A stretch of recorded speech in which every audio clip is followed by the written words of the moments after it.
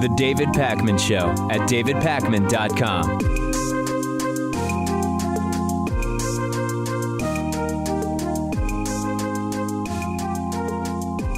Something about the feeling of this entire Trump violence narrative that's going on has really shifted over the weekend. There was this rally that was canceled, a Trump rally at the University of Illinois, Chicago. Former TV director and my brother Natan Pakman, who now works for the Anti-Defamation League, he was there with staff to conduct research on extremists. And I mean, just think for a second about what it means, Louis, that organizations that track and research extremists, they're going to Trump rallies to do research because what better meeting ground for extremists of all kinds is there than a Trump rally? It's amazing. It would seem that your next best bet would be a KKK meeting. Right. I mean, other than that, this is much more mainstream. And Natan explained to me that individuals that the Anti-Defamation League is tracking they were there. I mean, they weren't there participating. They were just recognized. Like as they were walking around, they said, "Oh, there's this person that we're tracking who's an extremist, and there's that white nationalist extremist that we're tracking." They were just there casually, like on a personal level at the Trump rally. There were, it was just total and utter craziness. And the narrative was, due to security concerns, the Chicago Police Department recommended to the Donald Trump campaign that they cancel the rally. And that's exactly what Donald Trump's office, his campaign, stated, although it turned out to not be exactly true. So helicopters hovering all over the place, crowds for blocks. After the event, Natan got some video of people chanting, "We stop Trump." I'll take a look at some of that footage with you first.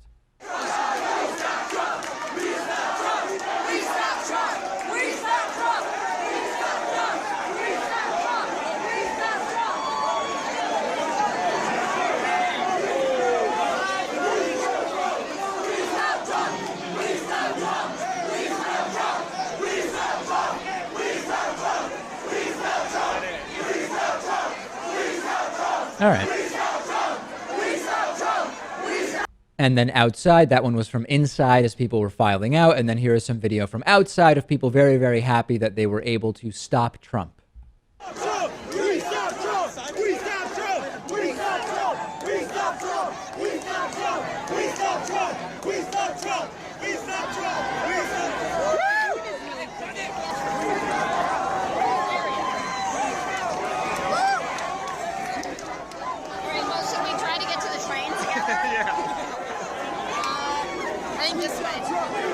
Okay, so I agree as much as anyone that Donald Trump has turned this campaign into a joke. He's shown how the equivalent of a racist political troll can coalesce the ugliest elements of the Republican Party.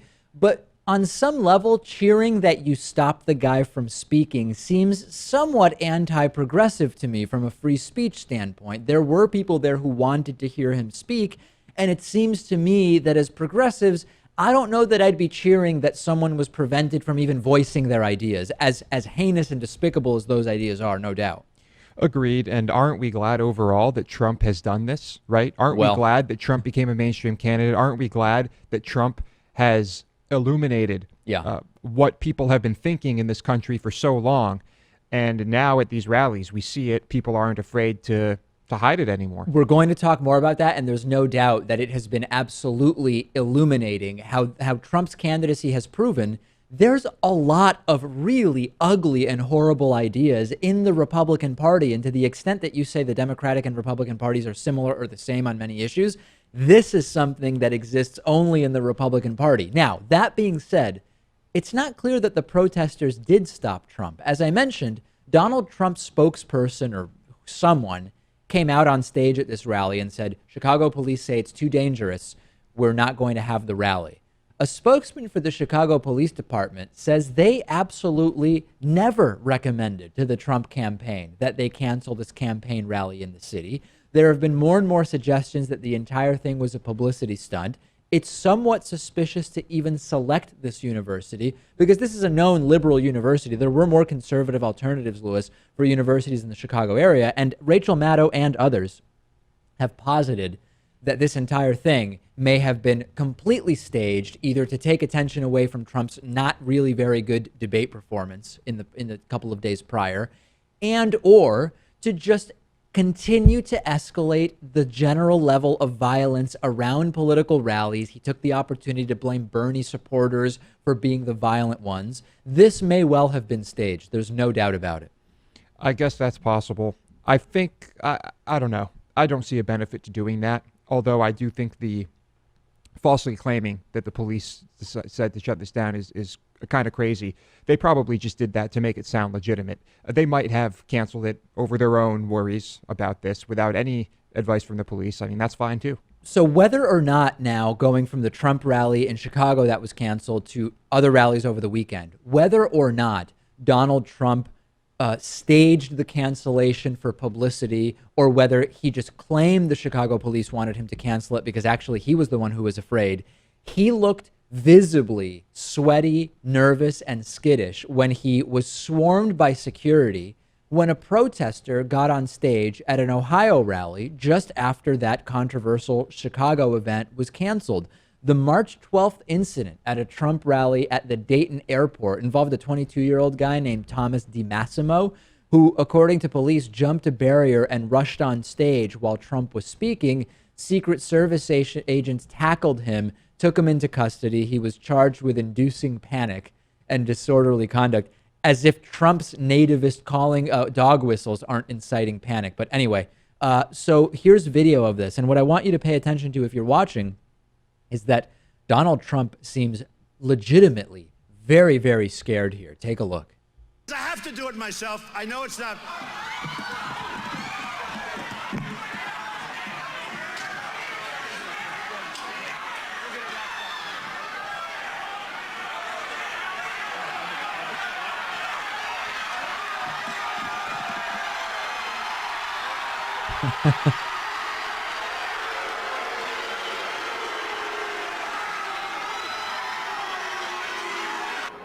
Yeah.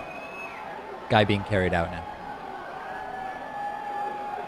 So the entire security thing has become completely divorced from any empirical realities at this point. Donald Trump on the day after this event on Sunday said in an interview on Meet the Press that the guy who rushed on stage, quote, had chatter about ISIS or was with ISIS in a Twitter post.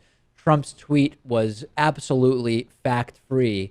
And Chuck Todd actually did call him out on it on Meet the Press. Let's take a look at what that exchange was like. About the moment yesterday in Dayton, looked like a scary moment, being rushed to the stage. I want to ask you, you said you praised the Secret Service, but then you said the man had ties to ISIS. That turned out to be a hoax.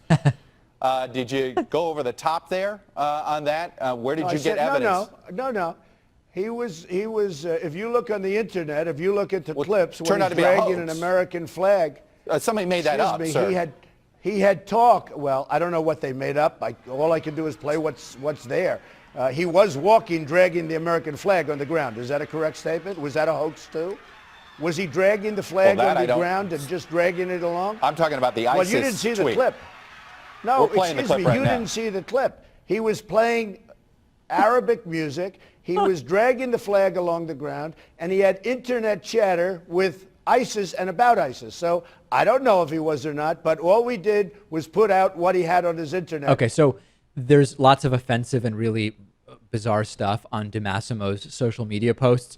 Absolutely no legitimate connection between DiMassimo and ISIS. And this is yet another way, Lewis, in which this entire security thing around Trump has become a caricature. The real question is, what effect have Trump's actions had on violence at his rallies from his supporters? Donald Trump rejected any responsibility for violence at his rallies. He tried to say the violent people are coming from they're Bernie bros, they're Bernie supporters. He also said he doesn't condone violence, but he's been very clear that he is looking into paying the legal fees of the North Carolina puncher who was eventually arrested by police. So, Lewis, Trump absolutely will not encourage any violence, but after the fact, he'll defend you legally for any violence you decide completely of your own volition to participate in.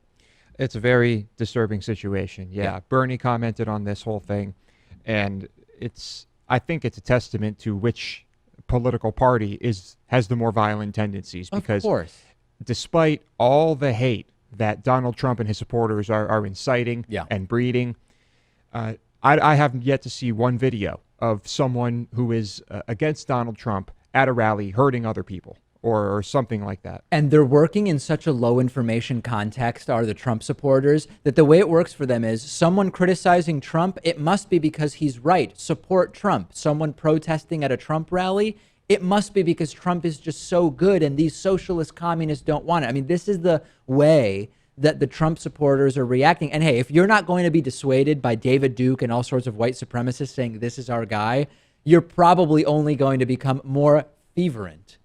Look that one up on urbandictionary.com. Only more fervent in your support for Donald Trump. Now, I want to get to even more outrageous video and stories involving Donald Trump's racist supporters. Here is video. This is just insane. This is video of a Trump supporter telling a Dutch journalist to, quote, go to Auschwitz twice as he departs a rally. Donald Trump's racist supporters are in their full glory. They've been energized. They've been legitimized. Their lunatic ideas have been legitimized by the candidacy of Donald Trump. This is a white male in his 30s speaking to journalist Sakir Kader, who's an Arabic-speaking journalist, I guess, of Semitic descent. He's not Jewish. He writes for the Dutch daily newspaper De Volkskrant. And here he is being told by a Trump supporter, apparently based on his physical appearance, to go to Auschwitz. Go to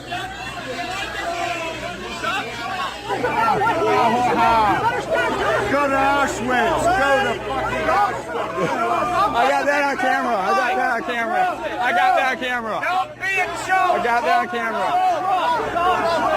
Strong language there. And it doesn't stop there, Lewis. 2 Muslim and Hispanic students in Kansas were violently attacked by a man who made racist threats and warned them Donald Trump would win the presidential election. That's Kandakar Usama, as well as a friend who were threatened and told that it's all Trump and you guys got to get out of here. And it's time to go home. Trump will win. The argument escalated, and one of the men was punched by this guy, and then a fight and a scuffle broke out. I mean, it's just absolutely crazy. And then 2 freshman students are accused of spray painting racist and homophobic slurs, along with swastikas and Donald Trump's name inside a chapel at Northwestern University. This is Anthony Morales and Matthew Kafker, who are now facing charges of institutional vandalism and hate crime to a place of worship. So, Lewis, this is the reality of Donald Trump 2016. Were they trying to point out that Donald Trump's campaign is incredibly racist and that his supporters are racist, or were they themselves just spray painting hateful stuff? This is the defense, that a lot of these incidents are people on the left trying to criticize Donald Trump for this. There's no actual evidence that that's the case. But yes, some people have said, don't you think maybe these are lefties? It's a false flag, or they're just trying to satirize or criticize the Trump campaign. I don't know. And, this is why when people contact me and say, hey, if it's not Bernie, I would vote for Trump over Hillary because I can find, 3 or 4 issues where he was more progressive than Hillary on paper. I don't disagree with you, but the idea of saying I'm going to support the candidate who's coalescing the absolute pond scum, right? I mean, we're talking about the worst of the worst of the worst. The guy who's getting the endorsements from some of the worst, most despicable groups that there are, because Hillary is too far to the middle when compared to Bernie. That makes no sense to me, and I've been very clear about that. And you're making a good point. As I've said before, I can sympathize with people who want to shake up the establishment and who refuse to they don't want to endorse in any way an establishment candidate. I understand that. I really do. But this is straight up dangerous. If I'm wrong, tell me on Twitter. I'm on Twitter at @dpacman. Lewis is on Twitter at Lewis Motamedi. The David Pakman Show at davidpakman.com.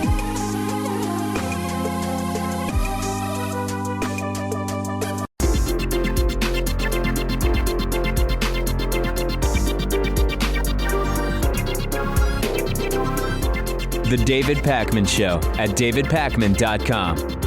The David Pakman Show is made possible by you through something we call membership. You can read about it and sign up at davidpakman.com/membership. If you're wondering how this show is funded, it's not through big media conglomerates. It's not through huge corporations.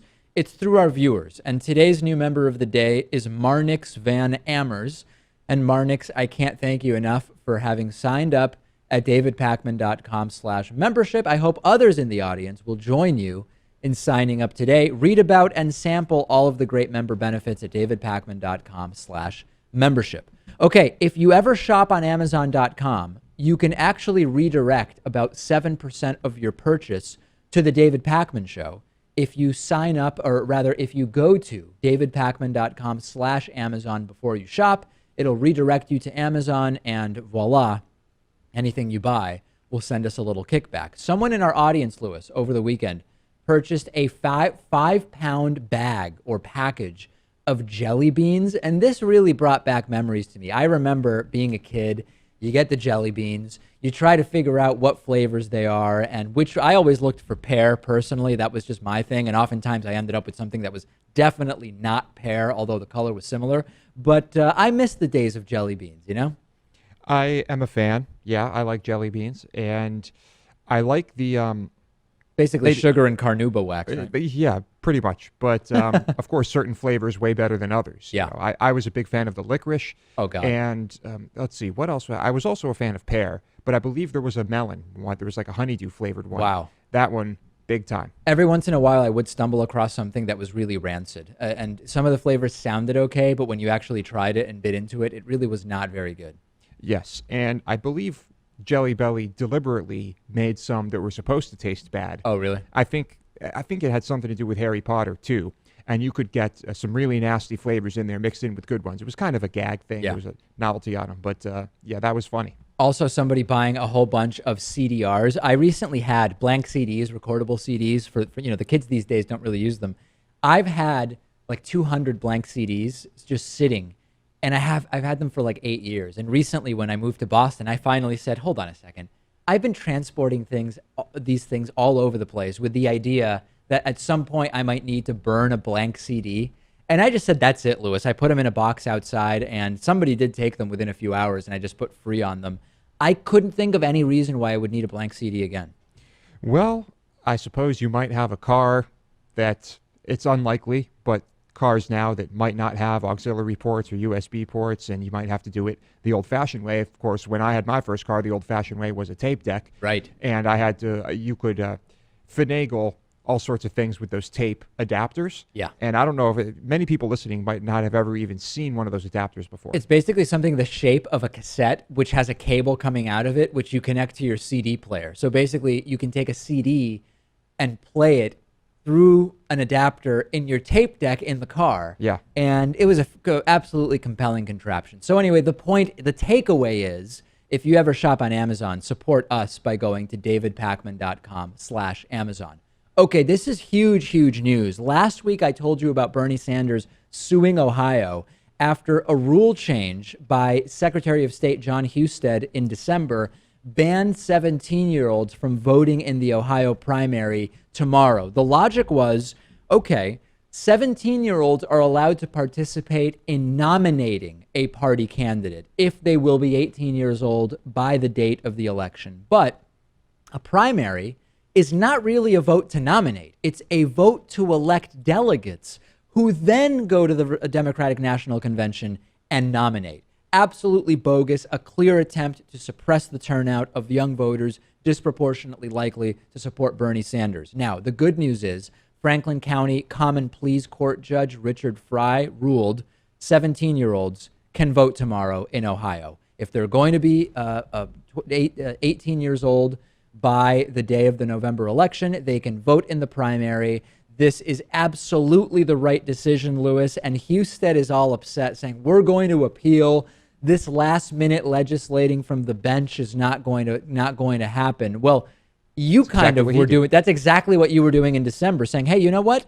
All of a sudden, voting in a primary is not voting to nominate. It's voting to elect delegates who then go and nominate. So 17-year-olds are out. This is the right decision. And of course, the reason it's important for Bernie Sanders is he is doing particularly well amongst the youngest voters, and every indication that banning 17-year-olds who will be 18 by November would help Hillary Clinton. And this was a rule that had been in effect since the 80s, right? Yeah, I believe almost 30 years. So it's very clear what he was trying to accomplish here. I'm happy for Bernie. I think this is the correct ruling.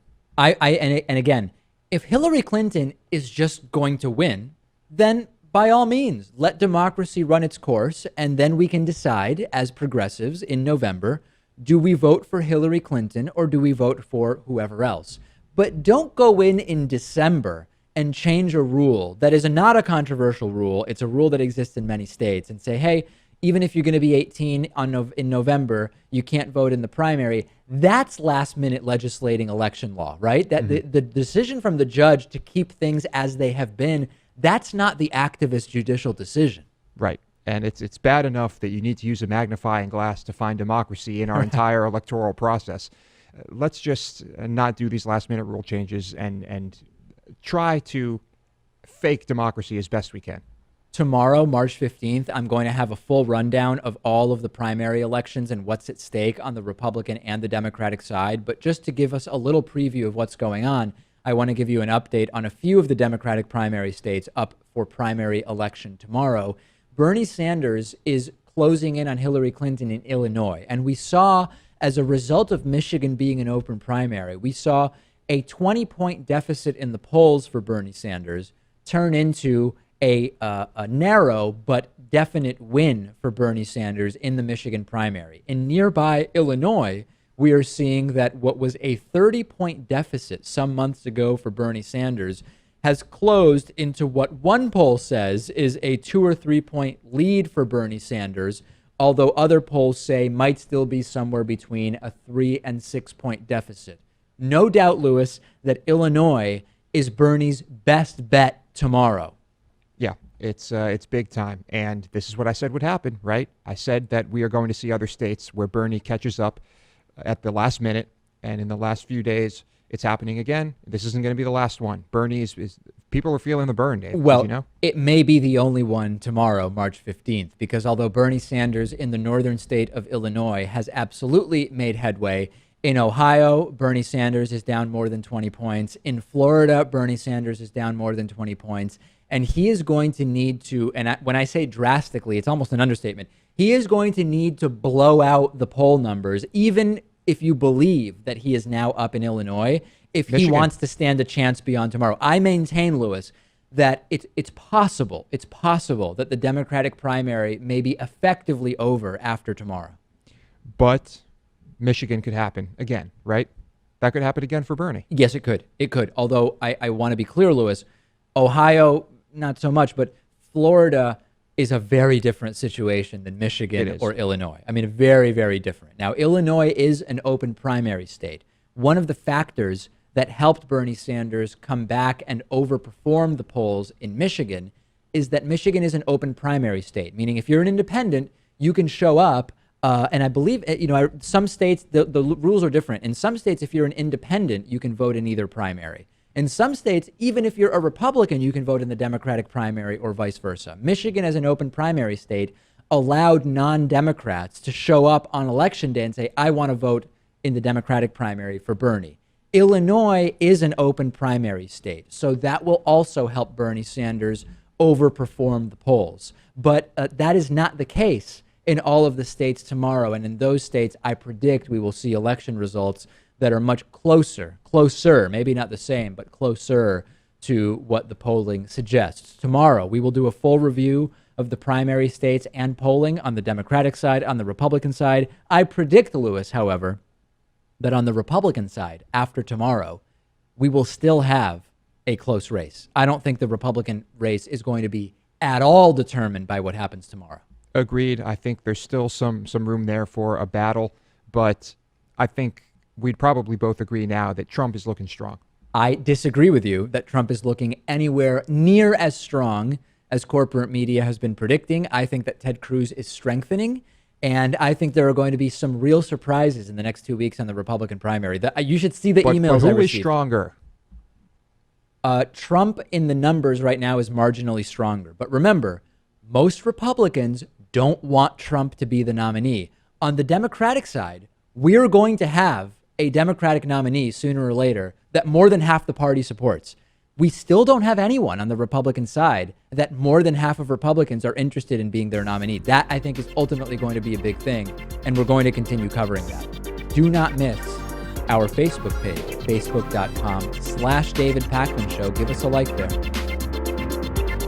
The David Pakman Show at davidpakman.com.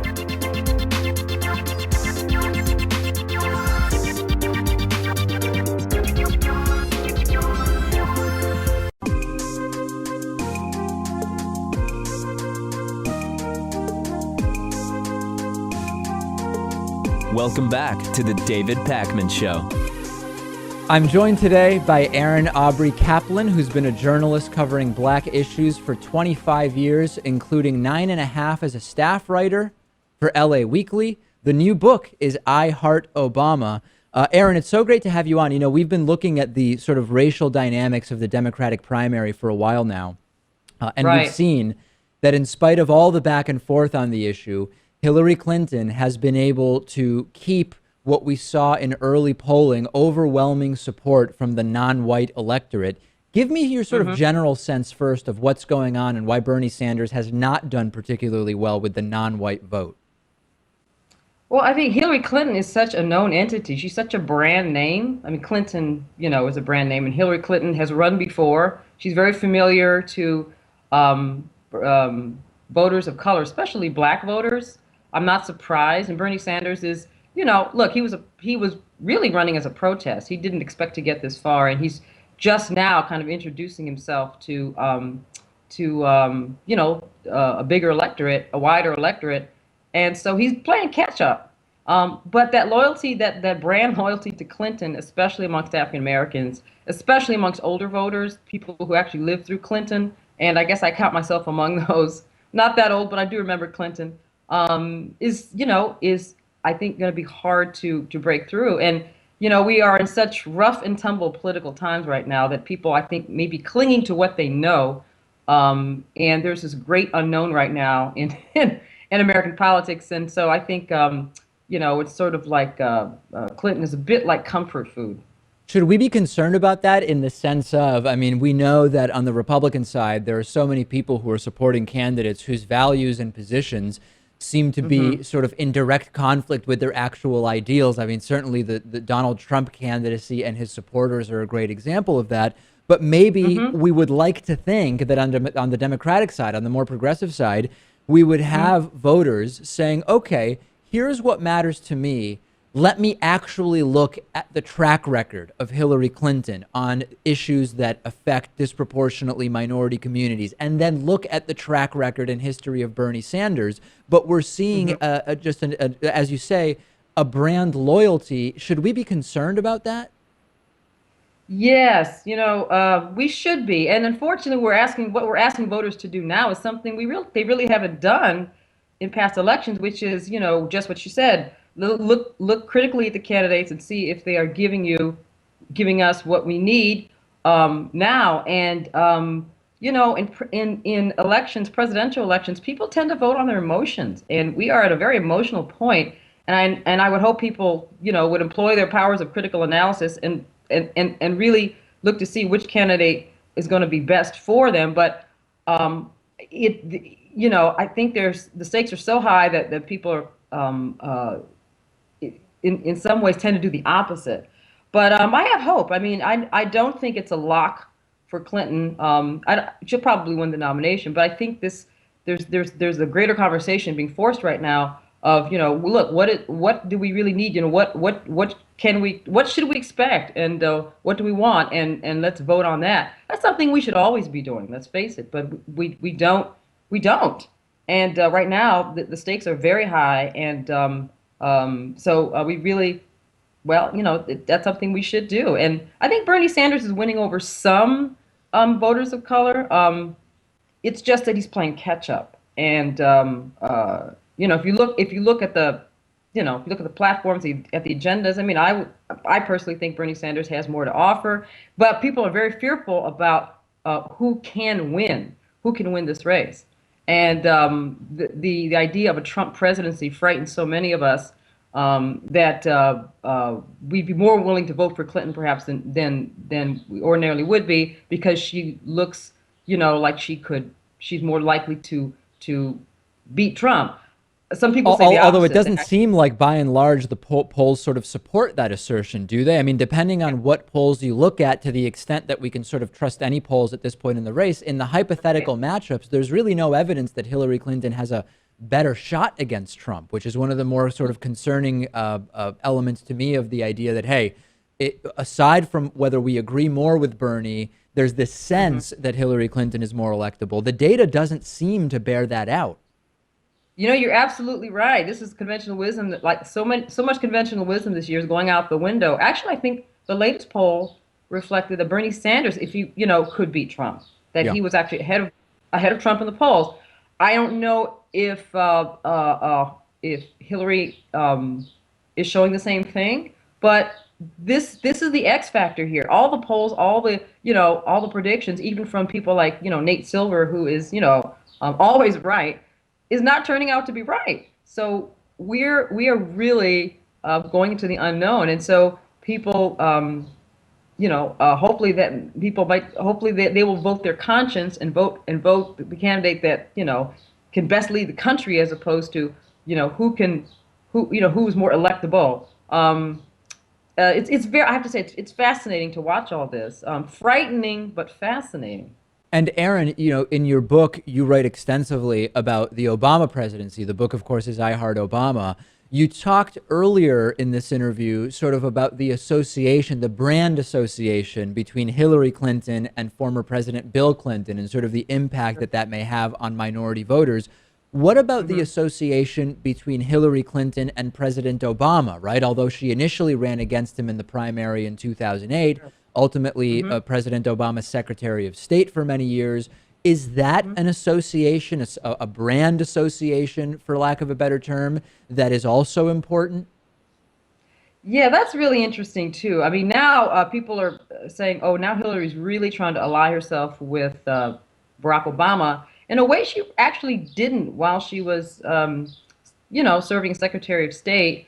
There was a bit of I always felt there was a bit of a distance between them, politically and maybe personally. And, remember back in 2008, mostly Bill Clinton came under fire for criticizing Barack Obama's chances of winning, basically dismissing him as, well, he can't win, Hillary can win. And the inference was that because he was black, he wasn't electable.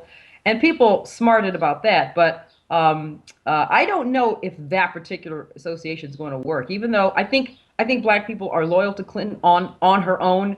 I don't know if she starts making the connection, that real clear connection to Barack Obama. It's a little bit fuzzy, even though it should be an obvious connection. It's not all that obvious, because well, she sort of has, though, right? I mean, in a recent debate, she was asked, in what areas would you do something different than President Obama? And her response was basically, I would be more Obama than Obama. I would go even further with the stuff that Obama has done. Right. Well, I don't know if that, as a tactic, I don't know if that'll help her chances. Obama himself has not officially endorsed anyone, has he? He's at this point just sitting it out. Again, it feels like she's pouring it on. Look, she wants to just focus on the general election. She doesn't want to be bothered with this primary stuff. Yeah. So I think she's she wants to get over that hump. And it's kind of elusive. And so I think this is one of the tools she's using, kind of like also pushing her bona fides as a first woman president. That didn't go over that great with younger women. So I think this is something she's trying. I don't think she thought she would have to do this. And I don't know if it'll help her with black voters. She's doing well with black voters, although Bernie Sanders did very well in Michigan. And the next state up, I think, is Ohio. So the tide might turn a little bit in Bernie's favor, which would keep her in the primary and keep her, pulling out more tools, I guess. Last thing I want to touch on, I've been increasingly hearing from two sides of Bernie Sanders supporters. On the one hand, you have the so-called Bernie or bust side, which says, if it's not Bernie, we're not voting for Hillary Clinton. We would even consider voting for Donald Trump over Hillary because on paper, he seems to actually be to the left of her on some issues. Then you have those who say, I am supporting who I consider to be the more progressive of the two current Democratic candidates, Bernie Sanders. But if he is not the ultimate nominee, I will support Hillary Clinton, even though she's not as progressive as I would like. A Hillary Clinton presidency is far better than a Donald Trump or Ted Cruz or whoever presidency. Take a look at that specifically from issues important to minorities. Is there any situation where you could say, if it's not Bernie, Donald Trump makes sense over Hillary Clinton, or is that bogus? No, that's bogus. I would hope that's bogus. I simply can't see that happening. That would be like suicide for, a lot of voters of color.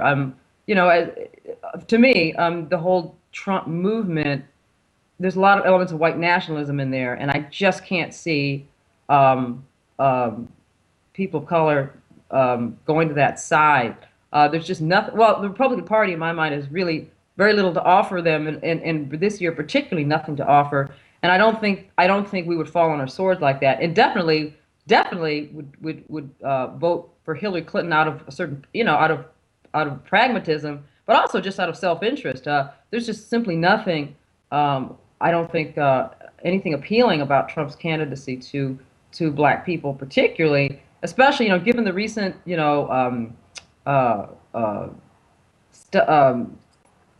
videos we've seen of his rallies and the way he treats folks at his rallies and people of color. It's ugly stuff, and I really don't see that happening. And Clinton is a safe choice for us. I quote unquote. I don't know who I'll vote for, but definitely Hillary's a much more attractive choice than someone like Trump. That's just a no-brainer to me. All right, Erin Aubry Kaplan. The book is I Heart Obama. She has been covering Black issues for 25 years, including for 9 years as a staff writer for LA Weekly. Erin, so great to have you on. Thank you. Thank you, David. Good to be with you. The David Pakman Show at davidpakman.com.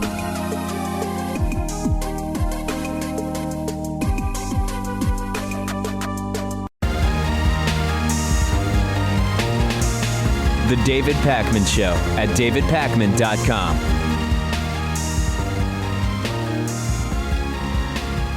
I've got a little bit of video here that you might like. There's been this sort of conflict that has increased among the Democratic primary candidates and voters and associates and affiliates of the campaigns. Hillary Clinton recently said she didn't know where Bernie Sanders was during the healthcare fight in the 1990s. This was her response to the criticisms that she is in favor of strengthening Obamacare as opposed to being in favor of a single payer system or like a Medicare for all type system like Bernie Sanders. And Clinton said, according to New York Times reporter Amy Chozick, I don't know where he was when I was trying to get health care in 1993 and 1994. And Mike Casca found the picture that you see over my shoulder if you're watching along with me. And it shows that in 1993 and 1994, when Hillary Clinton was talking and trying to push for healthcare reform, that Bernie Sanders was not figuratively behind what she was doing, but he was literally standing behind her as she gave a speech about what she wanted to do. I have some video of this. Bernie Sanders literally and figuratively behind Hillary Clinton when she was fighting for healthcare in the 90s. She says she doesn't know where he was. Very grateful for the leadership that many people are giving to this great reform effort. And I'm grateful that Congressman Sanders would join us today from Vermont. Right. And I am particularly pleased that Congressman Sweat would announce his endorsement of the health care reform, the Health Security Act, today here at his home state. So others also shared an image of a note that Hillary Clinton actually wrote to Bernie Sanders, thanking him for his commitment to real health care. You'll note that this is signed 1993. And it says, to Bernie Sanders, with thanks for your commitment to real health care access for all Americans and best wishes, Hillary Rodham Clinton, 1993. And they are together speaking, presumably, about health care in the early 90s. So this isn't about the picture or the video per se, Lewis. Few people remember every picture they were in 30 years ago, 20 years ago, whatever. I recently found pictures of me on Ellis Island with the World Trade Center in the background. I had no recollection that I was in these pictures. Of course, I was 9 at the time. I guess I wasn't an adult working on political issues, but still, I think the point is that some of these criticisms on the Democratic side, including from Hillary Clinton, to sort of paint Bernie Sanders as a newcomer to many of these issues, right? John Lewis saying, I don't know where Bernie was in the civil rights fight. Well, he wasn't in Selma, but he was working on those issues in Chicago. Hillary Clinton, I don't know where Bernie was when I was working on healthcare in the early 90s. Well, he was standing behind you as you spoke about it and was the recipient of a letter you wrote to him saying how great it was to have his support on that issue. This is the type of thing that I think is not good for the Democratic primary. I think the debate on issues is really, really good for the Democratic primary. I don't think that getting into this stuff and these sort of fact-free critiques is good. Leave that to the Republicans, you know? Yes, it's politics, though. This is what you do. And Hillary should know better because they're both career politicians. They've both been doing this for a very long time. Right. She knows damn well that Bernie Sanders has been actively pursuing healthcare reform his entire career. You think? She knows that. She knows very well. And so she was just counting on the fact that no video like this would turn up. And she, of course, does not remember this particular speech. So she has to do what she can to try to win. She'll say anything to try to win. Here's another example of that. I can't believe I have to do this, but I do. There's this meme, Democrats are bad for the deficit, Republicans are good for the deficit. The reality, of course, is that Republicans often oversee some of the biggest increases to the deficit that we have seen in history. And the problem is that many people don't even understand the basic terms, including the difference between debt and deficit. They sort of use the terms interchangeably. They don't know what the hell they're talking about or what anybody's talking about when they talk about these issues.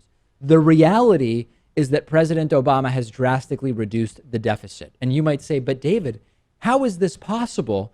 I've seen the national debt clock. It's going up and up and up. You're lying that Obama has reduced the deficit.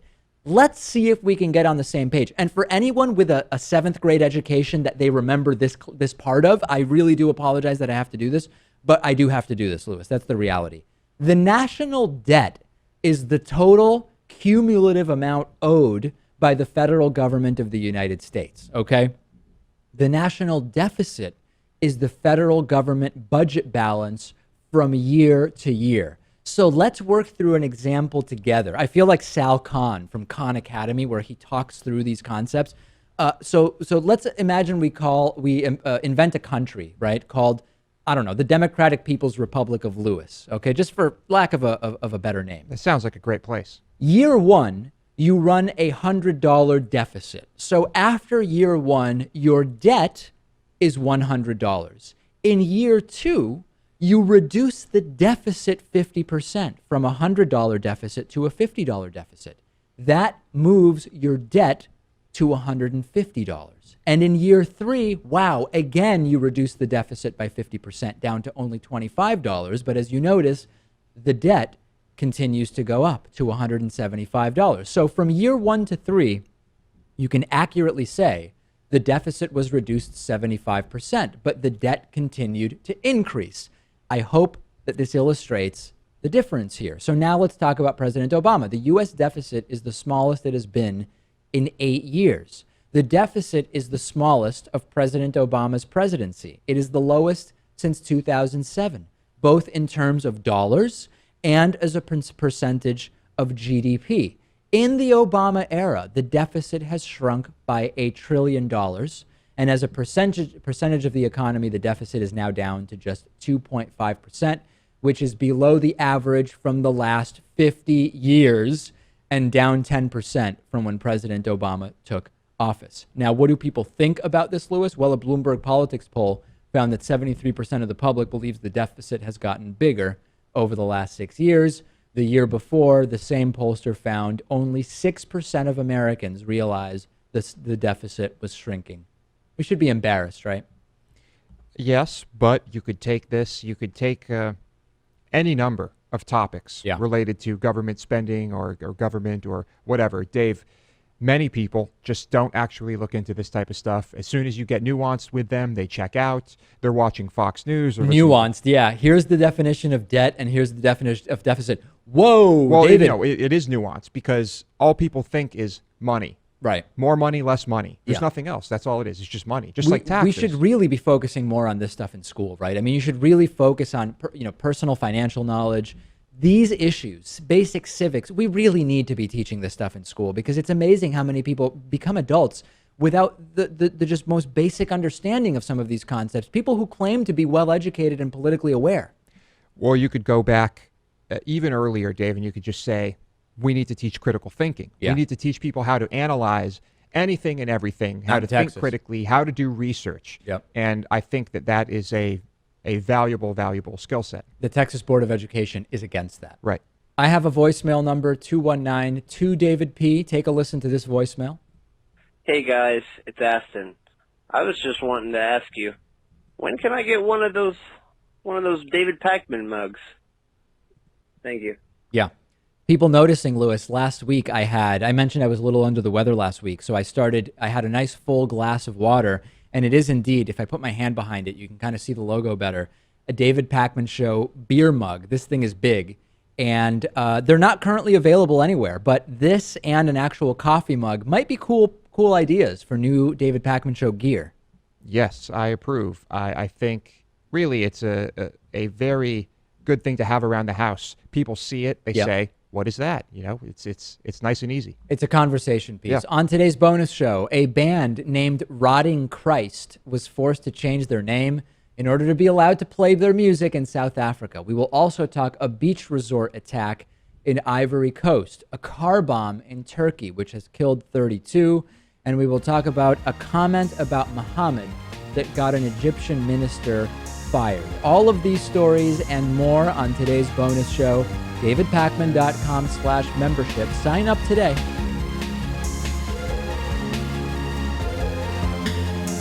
The David Pakman Show at DavidPakman.com.